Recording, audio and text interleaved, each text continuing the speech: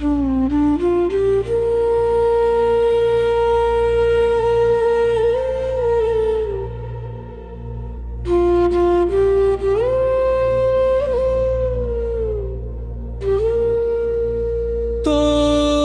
माया के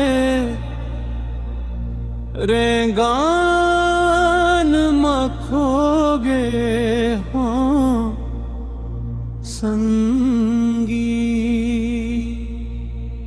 अंधियारी रतिहा मरोगे हो संगी।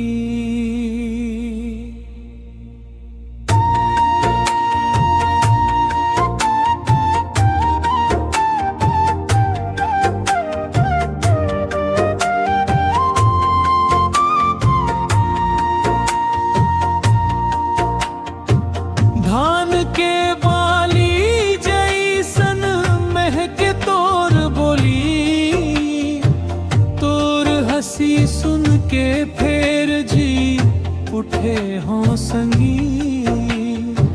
नदिया किनारे बैठे सपना देखत रहे, तोर बिना अब सूना होगे हों संगी।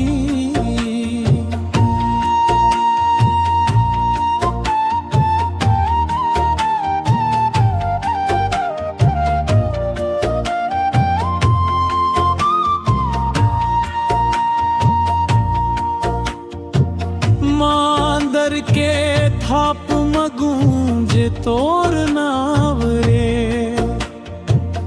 भीतर ले टूट के चुप हो गए हो संगी।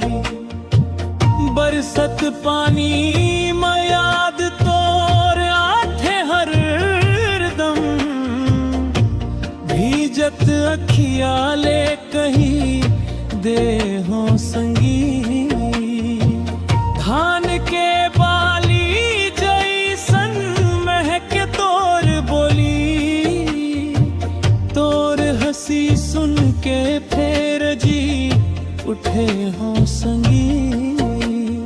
दुमनिया के रेंगन खोगे हो संगी,